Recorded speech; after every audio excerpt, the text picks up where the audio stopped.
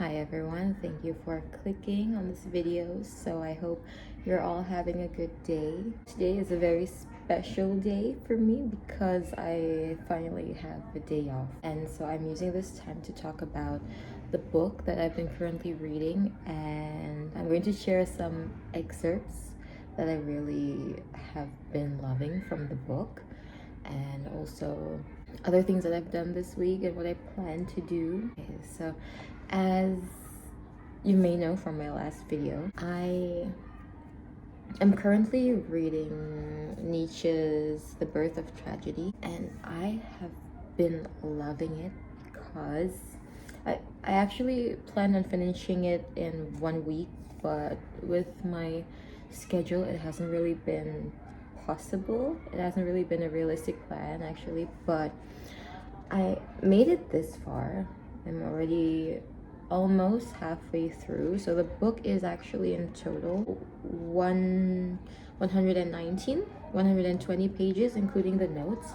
And I am now at not even halfway. Well, I think it is halfway because there are some sections that don't have pages in the beginning, like they only have the Roman numbers like this, if it's visible, like XXX. I am not good with my Roman numbers, but yeah, that.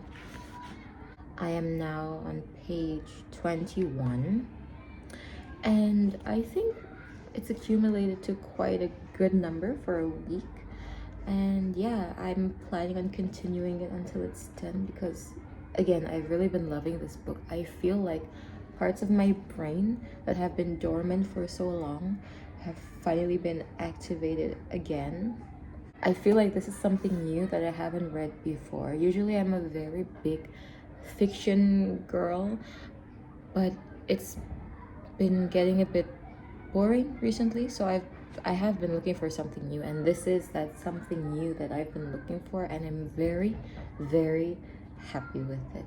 So I plan on finishing this, and I've already taken lots and lots of notes, and I'll be sharing them in this video. And yeah, by the way, if there is some extra noise in the background, there is some construction going on at the school next to where I live, so I hope it doesn't get too noisy, but I think it should still be okay.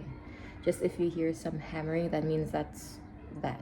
Okay, so yeah, this book is divided into let me see, this book is divided into 7 sections. So the first section is an introduction by the translator Michael Tanner.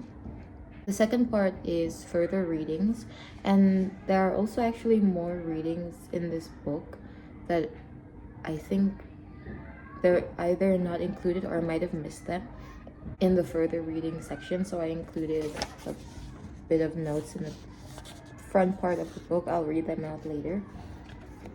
And then there's a chronology of Nietzsche's timeline, and then Schopenhauer, and then Freud, and how they're all connected. So Schopenhauer first, and then Nietzsche, and then Freud. And reading the book, I actually kind of skipped the chronology in the beginning, but then reading the book, I saw how some of his concepts about dreams sounded familiar to me. In this book, Nietzsche keeps talking about dreams, and after looking at the chronology here, it does make sense, because here it states that Nietzsche dies in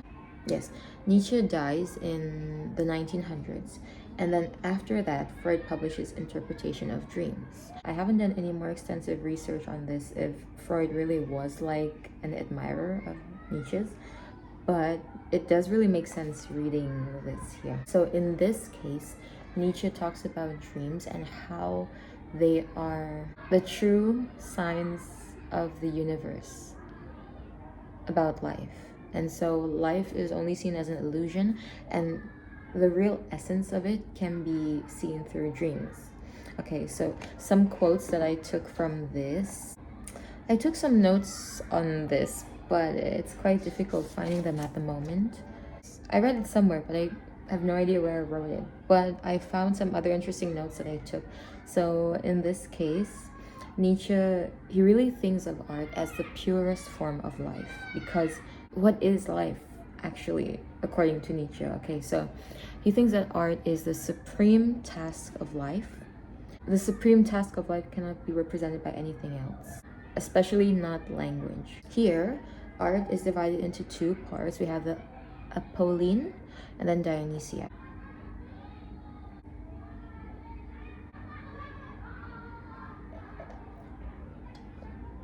The school is getting so noisy at the moment because it's lunch hour, I think, and I'm just going to wait it out until they're back in class so that I can keep recording. More reading as we wait.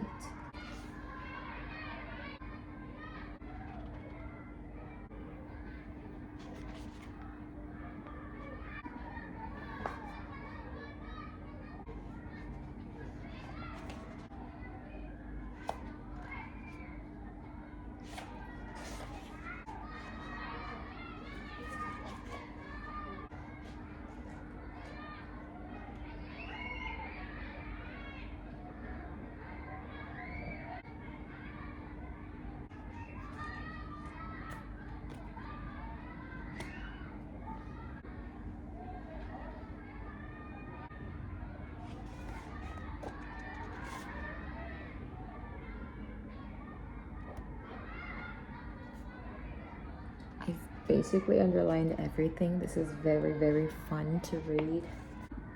Okay, I have decided that I will keep recording regardless because the sound just doesn't die down, but that's okay. Alright, so here Nietzsche believed that there are two forms of art. We have the Apolline, based on the Greek god Apollo, and then we have Dionysus. And here the art form is seen as Dionysiac. And so these two kinds of art, they're distinguishable by their form. So for the Apolline, it focuses more on sculpture and non-visuals. So for example, in the tales of the Greek tragedies and in the rhythmic predictability of their music. But then later on, in the later stages of Greek tragedy, we have here now the form of the Dionysiac, which is also music in the tragedy, but it is seen as music that is more, here I am quoting from the source in the book, music that has a more dithyrambic votary, yeah. So it is seen as enthusiastic, irregular, and impassioned. And this is very different to the Apolline concept of music and art. So based on what Nietzsche says here, there are quite a few interesting quotes. So the Dionysiac is seen as synonymous to the dream state, as it is intoxicating in its music and how it's irregular in its ways. And it is a direct representation of nature in itself, an embodiment of nature. He quotes from Aristotle that art is the imitation of nature itself. And so here are a few more quotes. Well, one quote that focuses on the Greek festivals and how they reveal a sentimental trait in nature, as though she were bemoaning her fragmentation into individuals. And Nietzsche here argues that the Dionysian Greeks were aware of this similarity between nature and art, and so they took a freer route in expressing themselves through art. Another quote we have here included in the book from Schopenhauer is from The World as Will and Representation. So this is one of the recommended further readings within the book.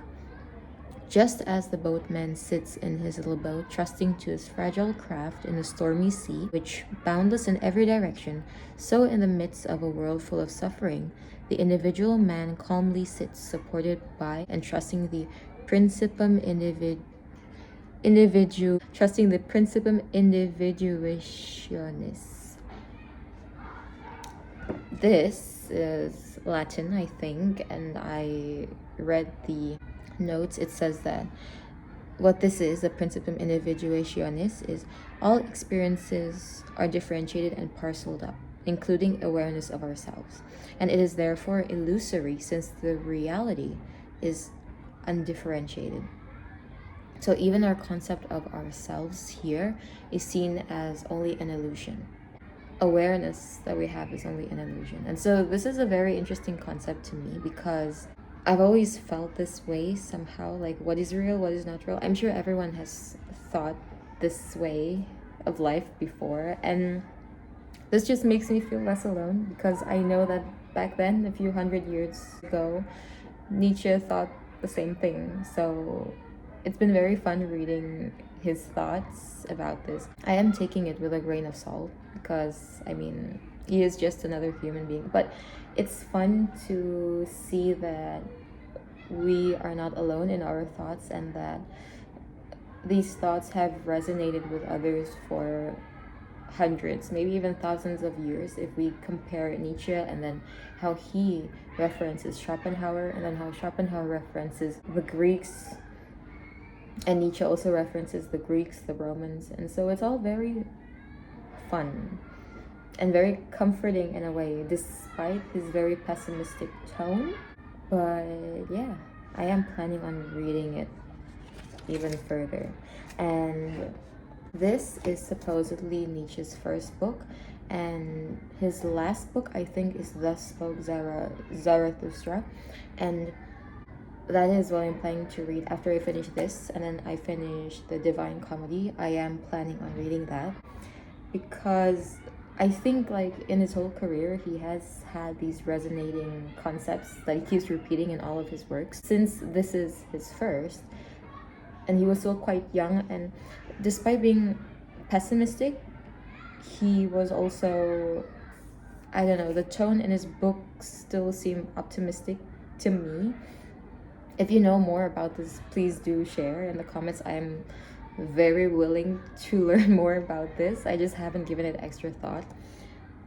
I might probably do more research after this.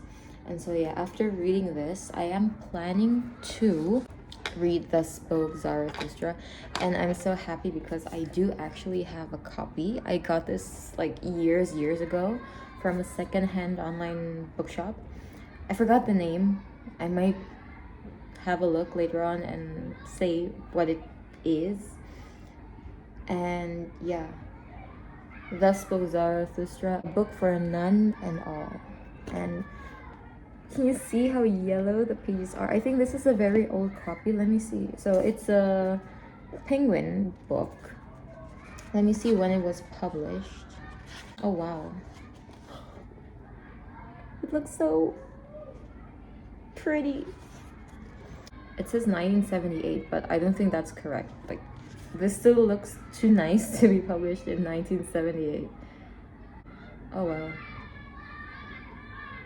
Cannot find it, but it doesn't matter. So after I read this and the Divine Comedy, then I will read this. If you have read this, do let me know what you think about it or what to expect when I go into it. All that I know is that this is a sort of satire of religion. I think Nietzsche's whole career is basically based on that. And yeah, I'm gonna give it a shot. Very fun to read. So this is the first part of my book logs, and I will keep sharing what I read, but then is watch the Frankenstein movie because the Frankenstein book is actually one of my favorites ever. I really love it, and so I'm hoping to watch the newest adaptation and see if it actually does the book justice. But I've seen very good reviews about it, so I'm excited to see it, and I will share in my next vlog. So thank you for watching, everyone, and I'll see you in the next video.